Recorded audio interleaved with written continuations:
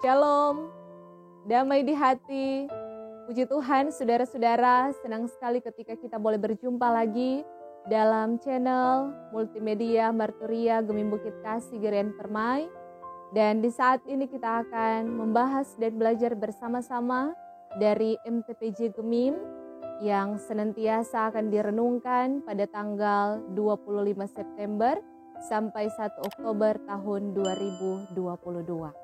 Namun sebelum itu, mari bersama kita minta tuntunan Roh Kudus lewat doa kita berdoa. Segala kemuliaan kami persembahkan kepadamu Tuhan, sebab Engkau Tuhan, firman yang telah menjadi manusia. Di saat ini kami semua merindukan untuk mendengarkan kebenaran firman-Mu yang sekiranya boleh menjadi pelita dan suluh dalam langkah kami ketika kami hendak berkarya di dunia milik Tuhan ini. Kami akan belajar bersama melalui MTPJ Gemim, dan kiranya kasih setia Tuhan yang akan memberkati kami semua sebagai pendengar-pendengar, sehingga kami boleh terberkati melalui perenungan firman-Mu, dan kami boleh menjadi alat berkat bagi banyak orang demi kemuliaan nama Tuhan. Bersabdalah Engkau bagi kami sedia untuk mendengar. Di dalam nama Tuhan Yesus, haleluya, amin.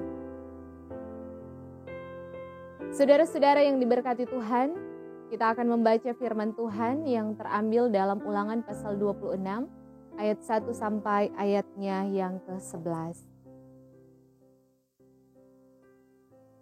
Ulangan pasal 26 ayat 1 sampai ayat 11 dibawa tema mempersembahkan hasil pertama. Demikian bunyi firman.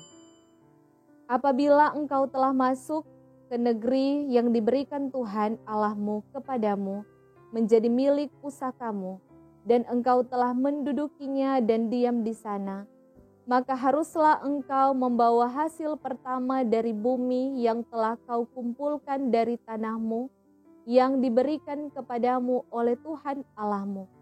Dan haruslah engkau menaruhnya dalam bakul, kemudian pergi ke tempat yang akan dipilih Tuhan Allahmu untuk membuat namanya diam di sana. Dan sesampainya kepada imam yang ada pada waktu itu, haruslah engkau berkata kepadanya, Aku memberitahukan pada hari ini kepada Tuhan Allahmu, bahwa aku telah masuk ke negeri yang dijanjikan Tuhan dengan sumpah kepada nenek moyang kita untuk memberikannya kepada kita. Maka imam harus menerima bakul itu dari tanganmu dan meletakkannya di depan mezbah Tuhan Allahmu. Kemudian engkau harus menyatakan di hadapan Tuhan Allahmu demikian. Bapakku dahulu seorang Aram, seorang pengembara. Ia pergi ke Mesir dengan sedikit orang saja dan tinggal di sana sebagai orang asing. Tetapi di sana ia menjadi suatu bangsa yang besar, kuat dan banyak jumlahnya. Ketika orang Mesir menganiaya dan menindas kami dan menyuruh kami melakukan pekerjaan yang berat, maka kami berseru kepada Tuhan Allah nenek moyang kami. Lalu Tuhan mendengar suara kami dan melihat kesengsaraan dan kesukaran kami dan penindasan terhadap kami. Lalu Tuhan membawa kami keluar dari Mesir dengan tangan yang kuat dan lengan yang teracung, dengan kedahsyatan yang besar dan dengan tanda-tanda serta mujizat-mujizat. Ia membawa kami ke tempat ini dan memberikan kepada kami negeri ini, suatu negeri yang berlimpah-limpah susu dan madunya. Oleh sebab itu, di sini aku membawa hasil pertama dari bumi yang telah kau berikan kepadaku ya Tuhan. Kemudian engkau harus meletakkannya di hadapan Tuhan Allahmu. Engkau harus sujud di hadapan Tuhan Allahmu. Dan haruslah engkau, orang Lewi dan orang asing yang ada di tengah-tengahmu, bersukaria karena segala yang baik yang diberikan Tuhan Allahmu kepadamu dan kepada seisi rumahmu. Demikianlah bacaan firman Tuhan.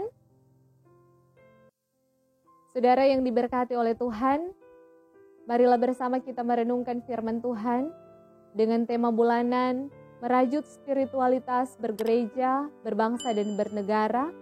Tema mingguan, mensyukuri berkat Tuhan dengan memberi persembahan. Alasan pemilihan tema. Persembahan adalah salah satu unsur dalam ibadah. Sudut pandang Alkitabiah tentang memberi persembahan ialah mensyukuri berkat Tuhan, karena dialah sumber berkat itu. Dengan kata lain, berkat itu adalah kepunyaannya, harus dikembalikan kepadanya untuk dimanfaatkan sesuai dengan keinginannya, yaitu menunjang semua kegiatan gerejanya. Bagi orang sekuler, sering tidak memahami dan tidak mensyukuri hasil yang diperoleh, karena pikirnya berkat materi dan non-materi adalah hasil kerja keras, disiplin diri, dan ketekunan semata, bukan karena Tuhan. Konsep ini menggejala dan fenomenanya berdampak pada kehidupan spiritual orang percaya. Ada orang percaya tidak memberi persembahan karena pelit. Ada yang tidak tahu mengucap syukur saat menerima berkat. Ada yang hitung-hitungan dalam memberi persembahan. Ada yang takut kekurangan atau kehabisan. Dan ada yang memang tidak memahami hakikat memberi persembahan. Alkitab memberi kesaksian tentang bagaimana seharusnya orang percaya memahami dan mempraktekkan hidup yang mengucap syukur. Karena itu, tahu memberi persembahan. Alkitab memberikan informasi beberapa model bentuk persembahan, di antaranya persembahan hasil pertama. Persembahan hasil pertama ini adalah suatu kemutlakan. Ini harus didasarkan pada kejujuran dan keikhlasan.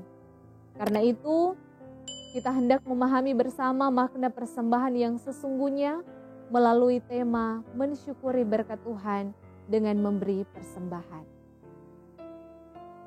Pembahasan teks Alkitab atau eksegese. Kitab Ulangan dalam bahasa Ibrani disebut Hadebarim atau perkataan-perkataan yang berhikmat dan penting sekali artinya. Dalam bahasa Yunani disebut Deutros dan Nomos atau hukum. Dan dalam bahasa Inggris disebut Deuteronomi. Kitab Ulangan berisikan penyampaian hukum kepada generasi baru yang dibesarkan di padang gurun sebelum memasuki tanah Kanaan yang punya kaitan erat dengan kasih setia Tuhan yang telah memilih umatnya Israel. Perikop dalam Ulangan 26 ayat 1 sampai ayat 11 dimulai dengan penekanan bahwa apabila engkau telah masuk ke negeri yang diberikan oleh Tuhan Allahmu kepadamu menjadi milik pusakamu. Dalam bahasa Ibrani nakala, maka haruslah engkau membawa hasil pertama. Dalam bahasa Ibraninya reshit, dari bumi yang telah kau kumpulkan dari tanahmu. Negeri yang menjadi milik pusaka menunjuk pada dua hal. Pertama, negeri itu 100% bukan milik mereka. Diberikan oleh Tuhan sebagai penggenapan janjinya kepada nenek moyang Israel. Kedua, negeri yang menjadi milik pusaka secara geografis dan ekonomis adalah subur, indah, baik, dan akan berlimpah segala yang ditanam dikelola di sana. Konsekuensi dari pemberian tanah ini, bangsa Israel harus mengakui Allah sebagai sang pemberi segala sesuatu yang baik dan harus selalu diingat dan disyukuri. Dan cara mempersembahkan ucapan syukur kepada Tuhan dilakukan menurut hukumnya. Apa yang menjadi hasil pertama dari tanah yang diolah harus dibawa di depan mezbah Tuhan. Disadari bahwa masih ada banyak aturan persembahan lainnya yang dituntut Tuhan bagi umatnya. Seperti persembahan persepuluhan, itu juga keharusan. Persembahan hasil pertama intinya mengingatkan akan kasih setia Tuhan yang telah memberi buah dari tanaman mereka juga mereka harus ingat kebaikan Tuhan yang telah membawa mereka keluar dari Mesir. Spesifikasi persembahan hasil pertama menunjuk pada keunggulan dan kualitas hasilnya yang terbaik, dan itulah yang harus diberikan kepada Tuhan. Ketentuan membawa hasil pertama diserahkan kepada imam sebagai mediator Allah, karena imam diangkat dan ditentukan oleh Tuhan untuk menjalankan tugas di kemahnya. Sesudah imam menerima persembahan itu, seseorang harus menyampaikan pernyataan jujur dan transparan. Bapakku seorang Aram, pengembara dan pergi ke Mesir dengan sedikit orang saja dan menjadi banyak. Bagian firman Tuhan tadi menjelaskan itu. Suka duka di Mesir dialami, sampai keluar dan dibawa oleh Tuhan ke tempat ini, negeri yang berlimpah susu dan madunya. Oleh sebab itu, aku membawa hasil pertama dari bumi yang telah kau berikan kepadaku, ya Tuhan.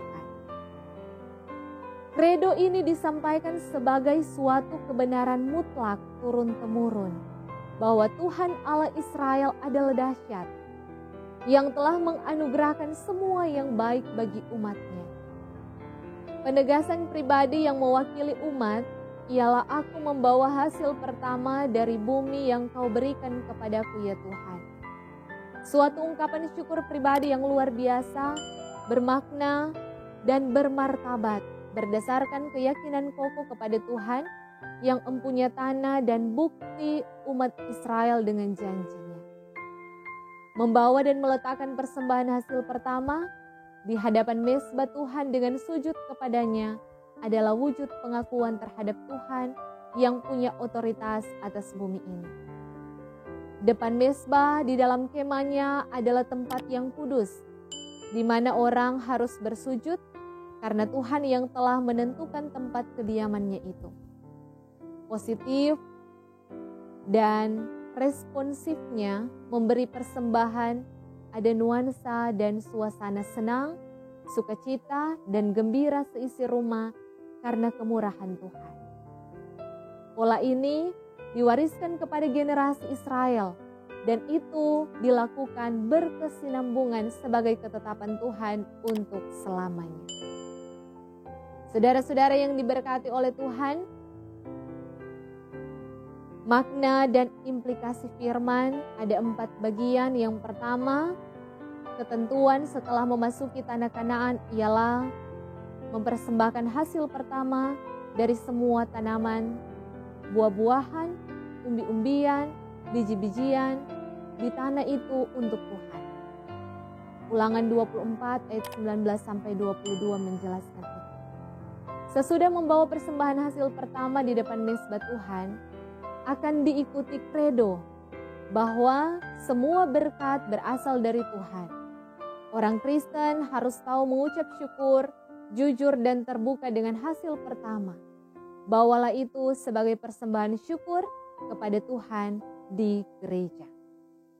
Yang kedua, membawa dan meletakkan hasil pertama harus di hadapan mezbah Tuhan, di mana imam menjadi perantaranya.